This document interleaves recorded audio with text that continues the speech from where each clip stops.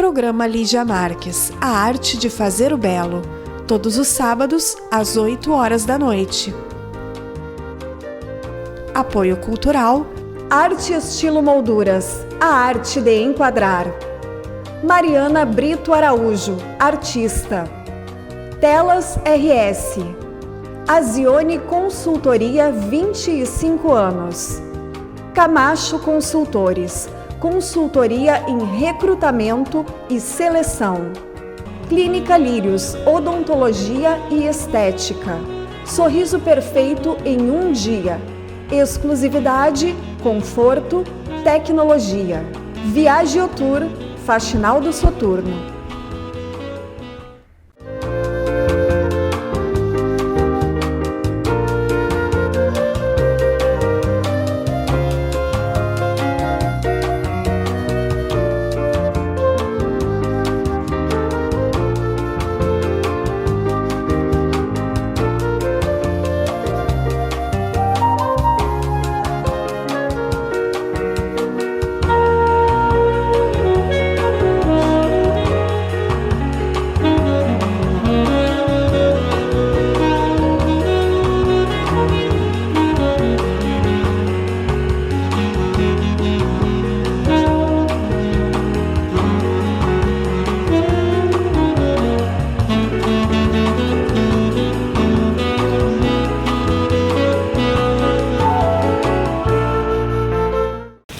Olá, estamos apresentando o programa Lígia Marques, a arte de fazer o belo, exibido na TV Santa Maria, canal 19 da NET.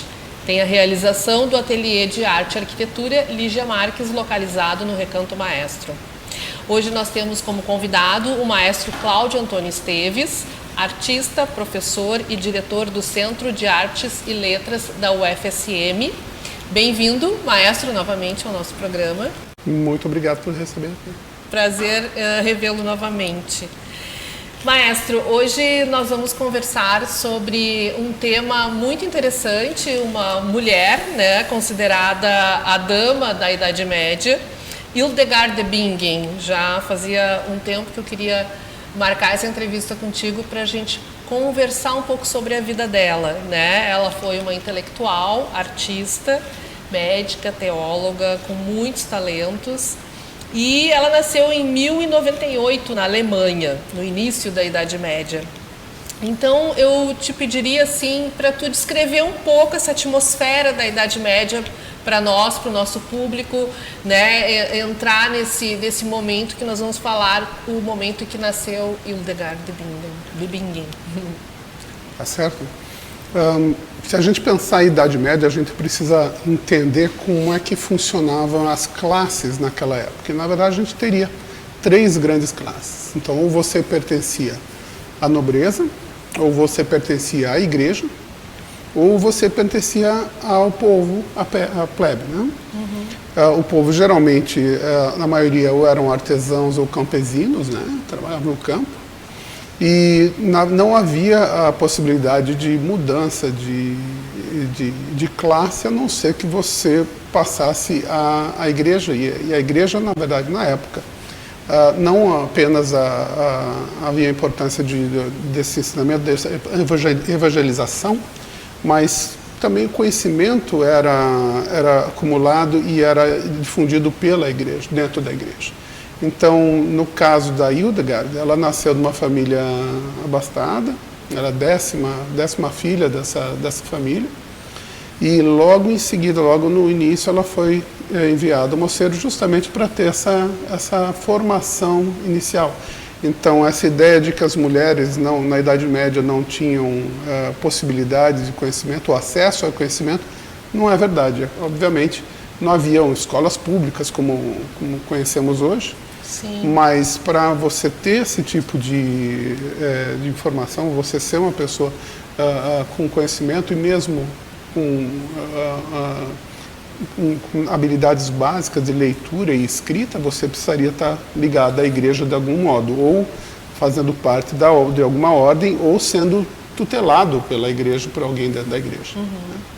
Então, os mosteiros e a igreja eram os responsáveis pela educação das crianças e dos adolescentes também, né? Exatamente. Naquela época. E o que eles aprendiam, então? Línguas, música, que a gente já, né, conversou sobre os cantos numa outra entrevista. O que os mosteiros, como é que eles ensinavam, quais eram as obrigações, por exemplo, as atividades? O ensino da Idade Média é impressionantemente bem organizado. Você tinha duas grandes áreas que fazia parte que deveria ser de conhecimento de qualquer ser humano. E essas grandes áreas são chamadas as artes, são 7 artes, são chamadas de o quadrivium e o trivium. Então, são 4 seriam os assuntos a serem desenvolvidos para o ser humano teria que usar como ferramenta. Desses 4 básicos seria a música, seria a astrologia, a aritmética e a geometria. Então isso o ser humano tem que usar como ferramenta. Esse é o quadrivium? Esse é o quadrivium. E aí tem 3 que na verdade o ser humano tem que dominar para ser uma pessoa que se relaciona com outros seres humanos, que é a retórica, então ele precisa aprender a falar, ele precisa saber se expressar.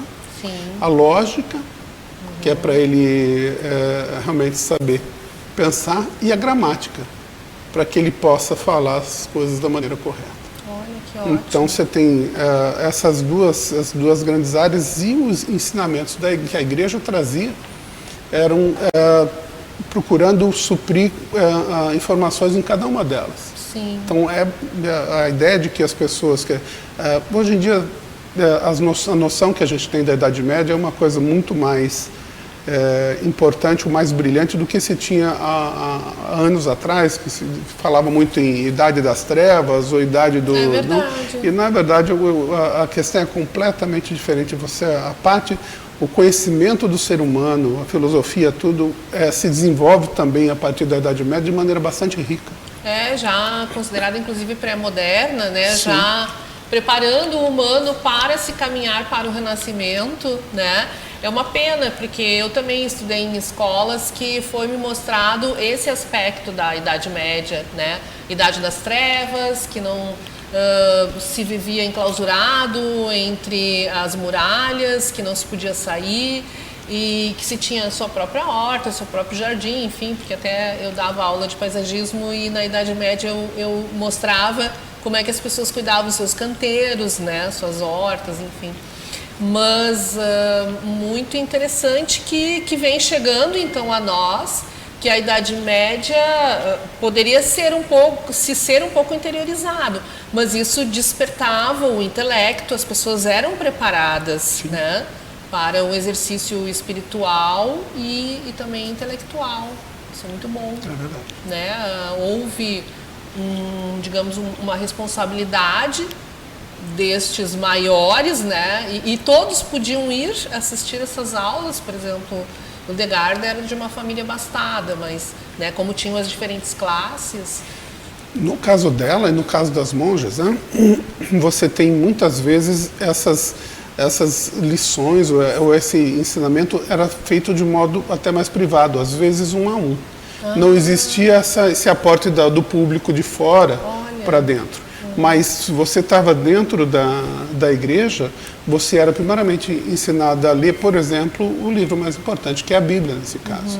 Então você, por familiaridade, por treino, você era instada a não só ler, também aprender a copiar esses textos. Então você aprendia a ler e escrever de uma maneira prática que estaria ligada à vida desse grupo, né, do mosteiro em si. Sim, e além dessas, porque nós vamos chegar na Hildegard, né? Mas além disso também eles tinham atividades em relação à culinária, à jardinagem, à costura, roupas, digamos assim.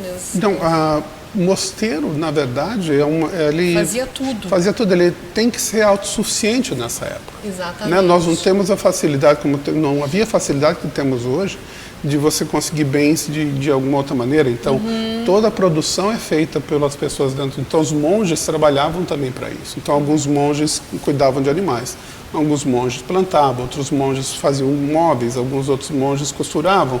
Então essa divisão de trabalho era bastante clara. Eles eram autossustentáveis. Tem que ser autossuficiente, porque senão realmente... E a burguesia também ajudava com alguns valores, assim? Isso, havia um aporte também financeiro, né, necessário às vezes para a vida através da igreja. Através da igreja se recebia alguma coisa. Mas tem que lembrar, o principal trabalho era feito pelos próprios monges. Que bom, porque isso enobrece o humano, né? Já dava esse valor também do fazer, né? Do trabalho.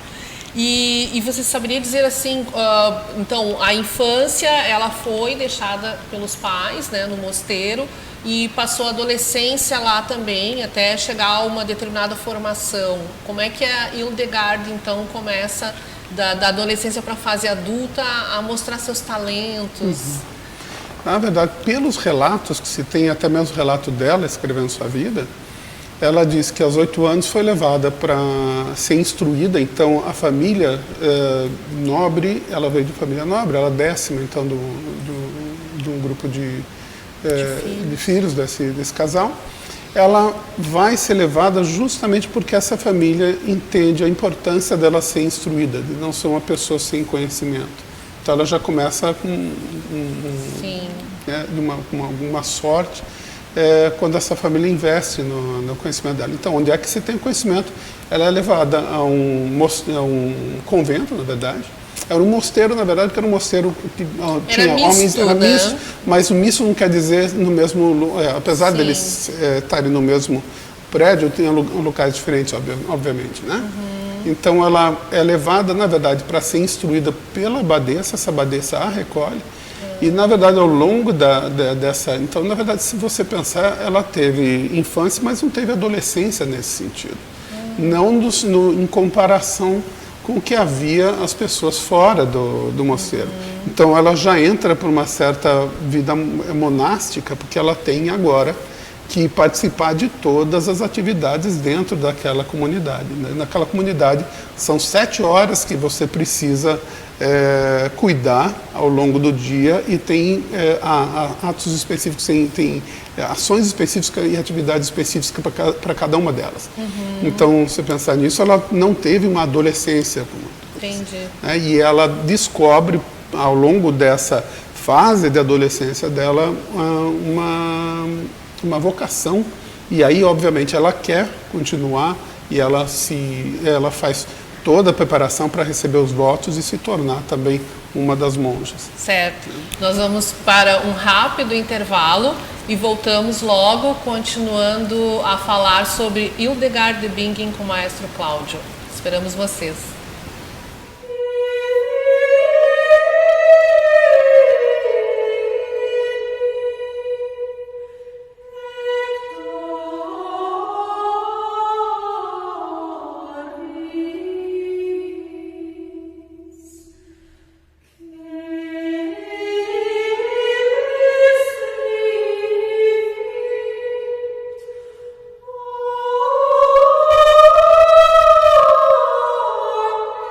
Lígia Marques, a arte de fazer o belo, todos os sábados às 8 horas da noite.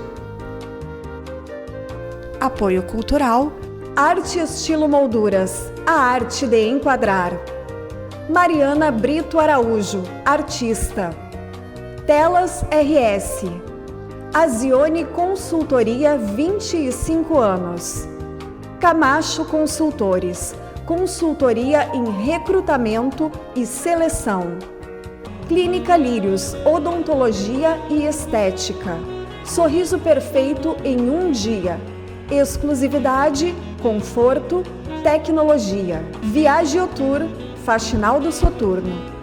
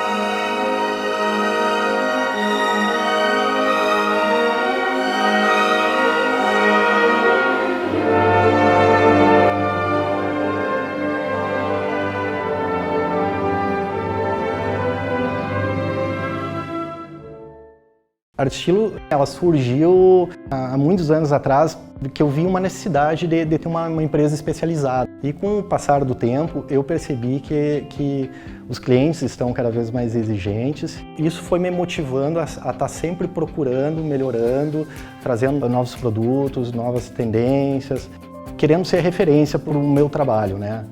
É um sonho que se realiza, né? Art Stilo é uma coisa que surgiu assim há 20 anos atrás e hoje em dia posso dizer que ela é uma referência no mercado aqui na região centro do estado. A Art Stilo, ela supre uma demanda de mercado, atendendo os clientes mais exigentes do mercado atualmente. Ela surgiu para produzir o produto que o cliente realmente gostaria de ter e não o cliente ter que se adaptar ao mercado e sim o nosso produto se adaptar ao cliente.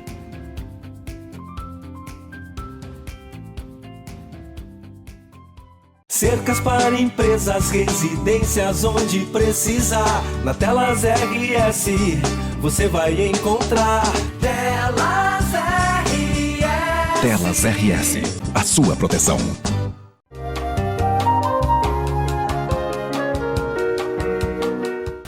Voltamos a apresentar o programa Lígia Marques, A Arte de Fazer o Belo. É uma realização do Ateliê de Arte e Arquitetura Lígia Marques. Continuamos conversando com o maestro Cláudio Antônio Esteves. Maestro, nós temos muita coisa para falar sobre Hildegard. Eu gostaria que você entrasse nessa questão dos talentos e da produção artística e intelectual dela. O que ela produziu? É impressionante quando se começa a estudar e saber da quantidade de material que ela produziu por esforço próprio, pela própria sabedoria, pela própria pesquisa. E é impressionante a gente não ter isso estudado mais a fundo, isso não ser tão difundido mais amplamente. Ela, na verdade, ela tem diversos títulos. Começa com, primeiro, teóloga, porque ela, a partir dos seus escritos, ela influencia papas, ela influencia bispos, ela influencia religiosos na época que não só trazem para ouvir suas palavras, mas que também vão em busca dela. Ela é uma pessoa de saúde bastante frágil, ela foi acometida por diversas doenças ao longo da vida, e as pessoas vão a ela buscando conhecimento. Então, teóloga, escritora, obviamente, ela escreveu um dos primeiros tratados da época sobre medicina. Então, ela fala do corpo humano. Estava lendo recentemente, ela falava dos rins, ela falando do estômago, ela dizendo como é que funcionam cada um dos órgãos. Então, existia uma visão, obviamente, diferente do que a gente tem hoje. Sim. Mas, com certeza, uma visão científica em cima disso tudo. Sim. Ela escreve sobre as plantas e os animais numa concepção bastante comum, dizendo, se Deus colocou isso no mundo, é também para o nosso conhecimento e nosso uso. E ela, então, escreve livros sobre isso. Então, ela escreve livros sobre medicina, ela escreve também a partir ela também é considerada mística, ela escreve a partir das visões que ela mesma diz ter desde a infância. Então, e essas visões e a sua interpretação ela coloca em livros, e os papas leem e vão atrás e acabam encontrando o sentido disso. É impressionante a quantidade de... Bom, e aí também, por que o maestro está falando sobre isso? Ela também compôs, ela escreveu música, o que também é uma maneira ainda mais... isso, mas eu quero dizer de mostrar a capacidade intelectual dessa mulher, que não é comum, porque é uma outra alfabetização. Quem quer aprender música hoje precisa entender que é uma outra maneira de enxergar os sinais e a maneira de fazer. Então, a capacidade intelectual dela estava bastante avançada para a época. E nós a chamamos de mística. Ela realmente fala dessas visões. Então, a primeira coisa que às vezes vem à cabeça das pessoas é que ela é uma pessoa completamente devotada a isso. Ela acha, deve ser uma pessoa exagerada na maneira que orienta as pessoas, ou até mesmo alguém que é devota demais, beata demais, e não. Há diversas cartas dela dizendo para as pessoas, olha, toma cuidado com a penitência que você precisa fazer em relação a isso. Você não precisa chegar a extremos. Então, ela é uma pessoa que, apesar de mística, de todo esse fervor religioso que ela demonstra um equilíbrio intelectual e a maneira de enxergar o mundo muito próximo do que a gente tem hoje. Sim. É impressionante. Digamos que ela era exata, ela tinha uma exatidão para a época, no dar o conselho, no ter a visão para conduzir a pessoa. E ela enxergava, então, ela não só... Por que ela escrevia tudo isso? Eu falei, mas ela escrevia isso de uma maneira revisitando os religiosos? Não, ela tinha, pela leitura dela da biblioteca que ela tinha acesso, por causa do trabalho dela, ela se tornou a abadesa. Ela era a monja que mandava em todo o convento.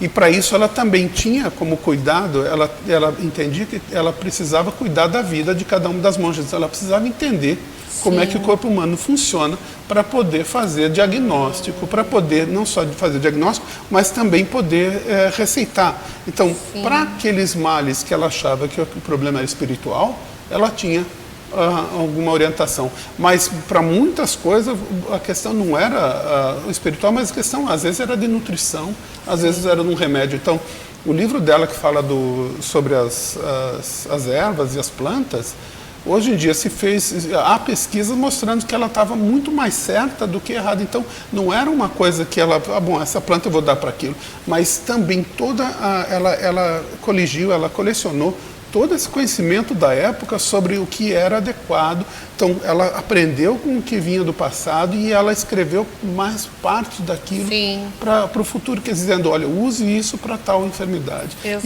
E você pode, é impressionante o livro, ela aborda todo e qualquer problema, seja masculino, seja feminino, e assim, com a naturalidade de quem está escrevendo um livro sobre medicina. Sim, inclusive...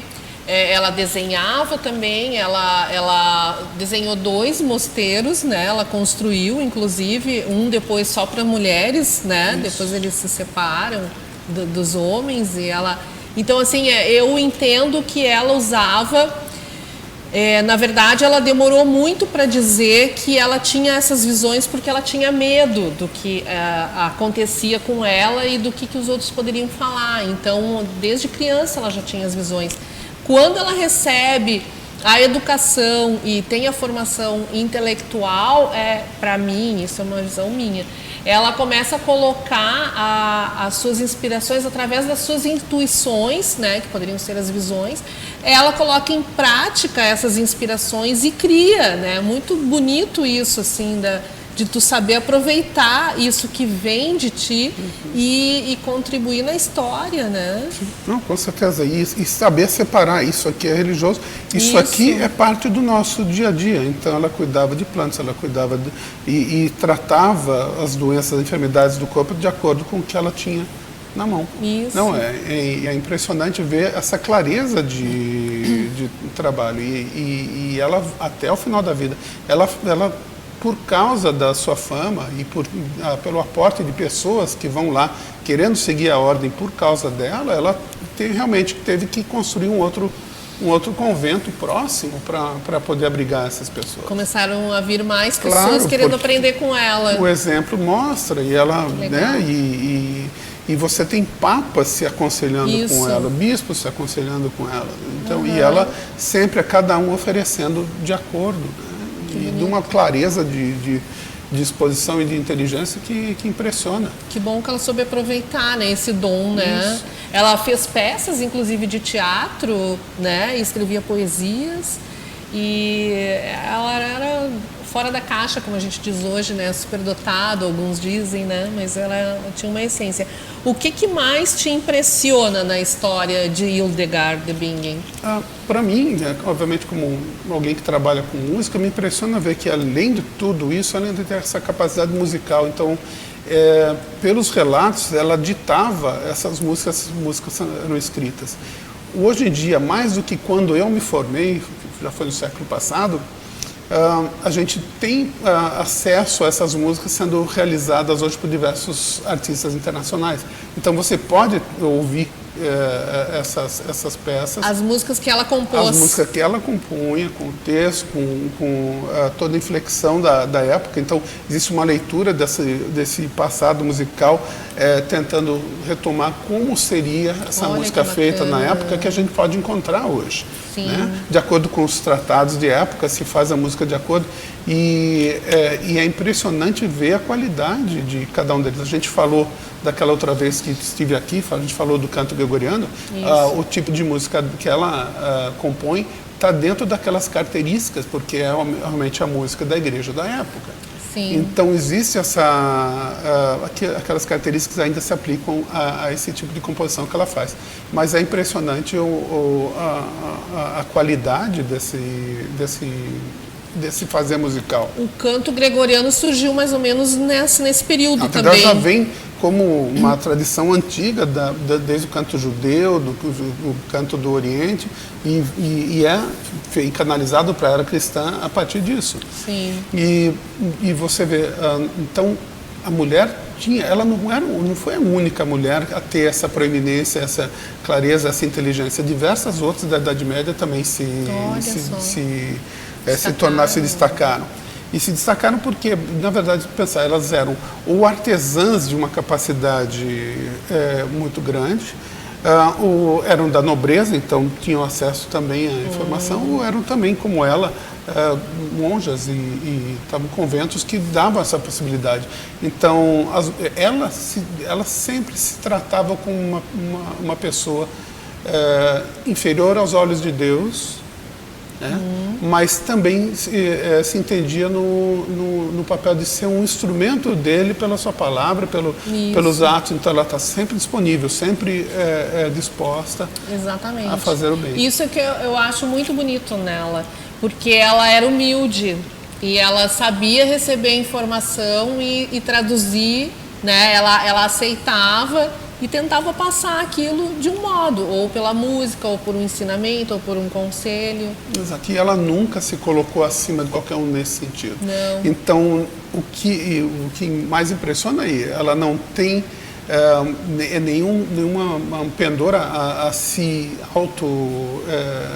difundir, assim, se mostrar superior, mas pela sua capacidade intelectual, as pessoas já davam o devido valor.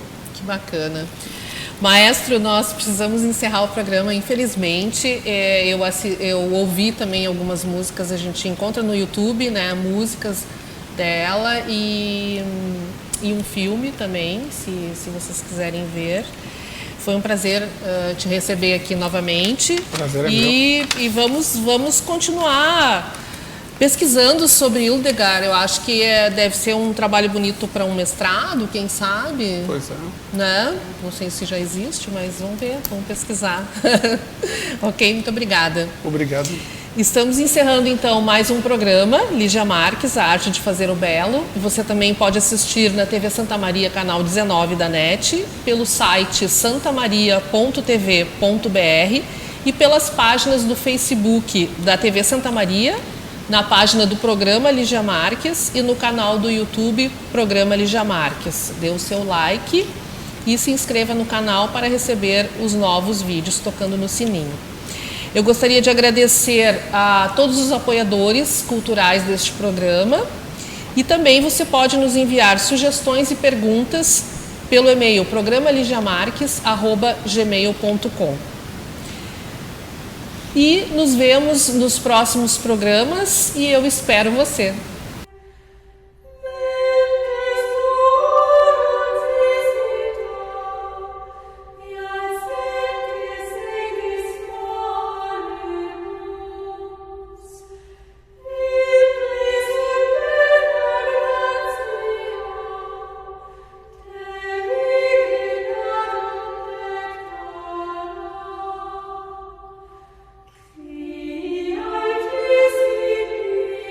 Thank you.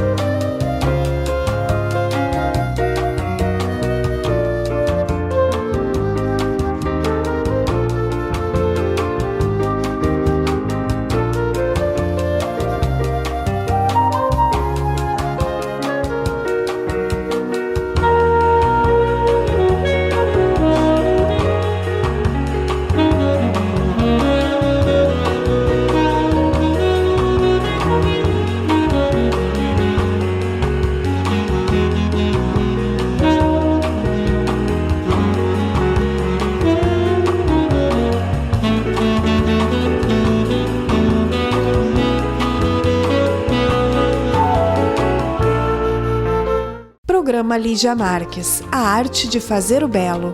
Todos os sábados, às 8 horas da noite. Apoio Cultural. Arte Estilo Molduras, a arte de enquadrar. Mariana Brito Araújo, artista. Telas RS. Azione Consultoria, 25 anos. Camacho Consultores, consultoria em recrutamento e seleção. Clínica Lírios, odontologia e estética. Sorriso perfeito em um dia. Exclusividade, conforto, tecnologia. Viaggio Tour, Faxinal do Soturno.